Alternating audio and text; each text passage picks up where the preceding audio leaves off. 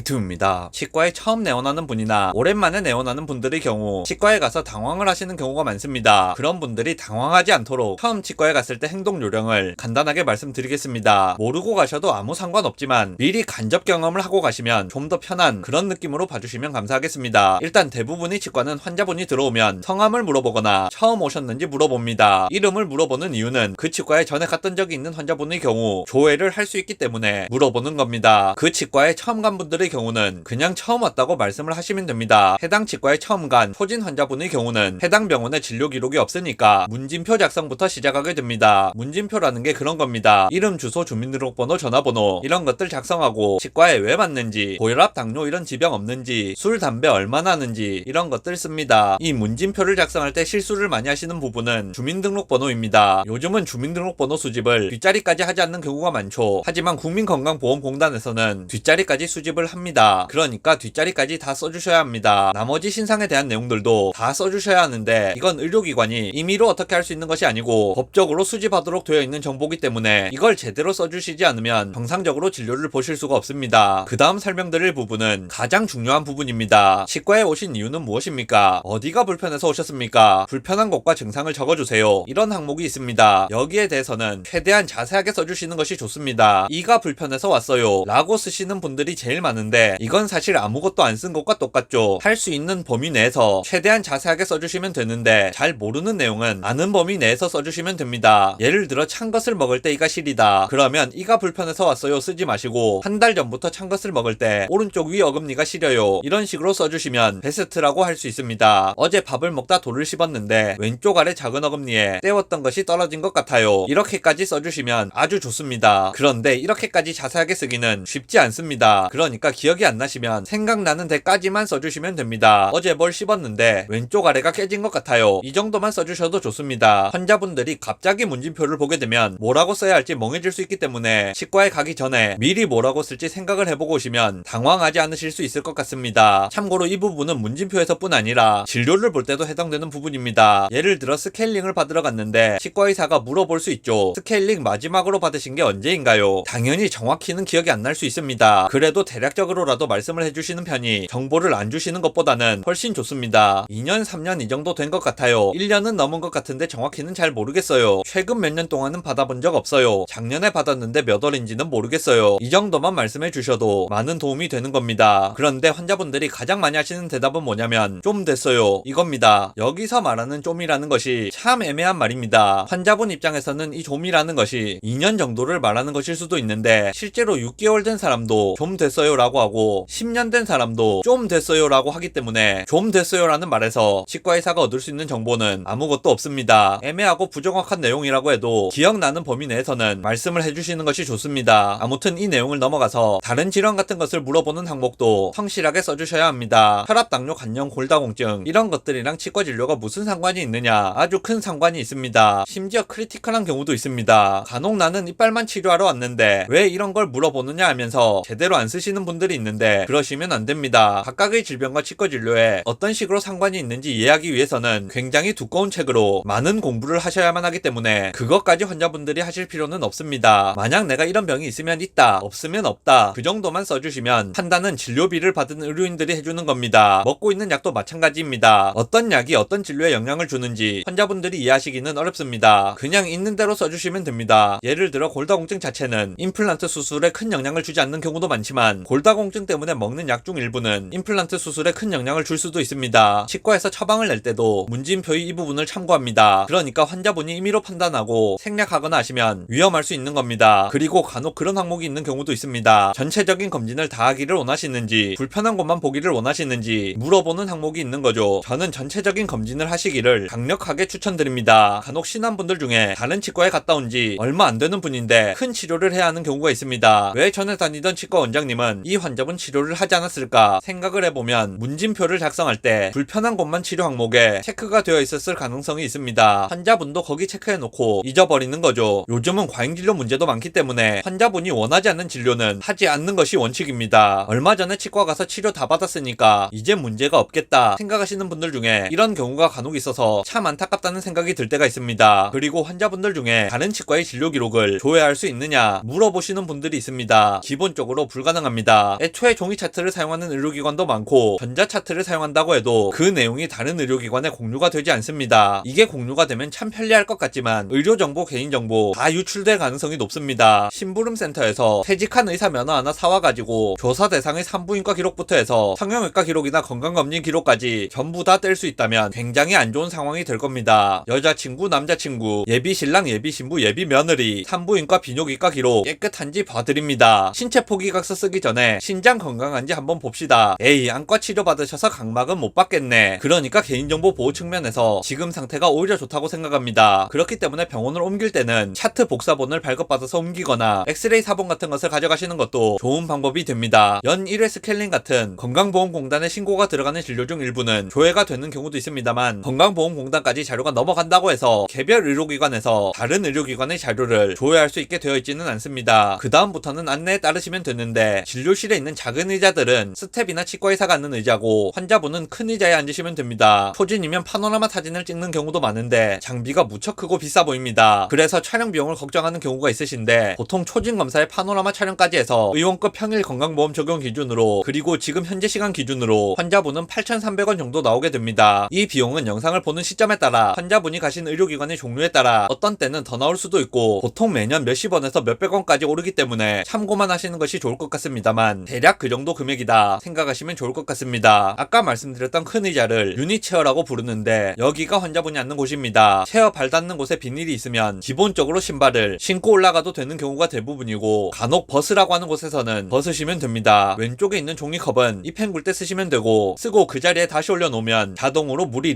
리필됩니다. 오른손을 들면 보통 치과의사 쪽 트레이에 닿기 때문에 오른손은 절대 드시면 안 되고 아프면 왼손을 드시면 됩니다. 의자 등받이 각도나 헤드레스트 각도는 치과의사나 스텝에게 편한 각도로 되어 있어서 환자분 입장에서 아주 편한 위치는 아닐 수 있습니다. 그리고 치과에 와서 진료 상담을 한 후 진료를 바로 시작하지 않으셔도 됩니다. 아까도 잠깐 말씀을 드렸는데 예전에 과잉진료 관련해서 환자의 동의 없이 치아를 갈아버린 치과가 문제가 된 경우가 있습니다. 환자는 응급 상황이 아니면 진료를 거부할 권리가 있고 당장 치료를 시작하고 싶지 않은데 치과의사가 치료를 진행하는 것 같으면 그냥 멈추라고 하시면 됩니다. 특히 오랜만에 치과에 가는 분들은 치료를 해야 할 부분이 많고 예상 비용이나 일정이 길어지는 경우가 있을 수 있습니다. 그러니까 치과의사에게는 그런 부분에 대한 설명을 할 의무가 있고 환자분은 충분한 설명을 듣고 나서 치료 시작을 결정할 권한이 있는 겁니다. 그러니까 혹시나 그런 부분에 대한 염려가 있다면 크게 걱정하지 않으셔도 됩니다. 영상 요약하겠습니다. 오랜만에 치과 진료를 받으시려는 분들은 너무 겁먹지 마시고 당장 치료를 하지 않아도 좋으니까 최대한 빨리 가까운 치과에 가서 검사를 받으시는 것이 좋을 것 같습니다.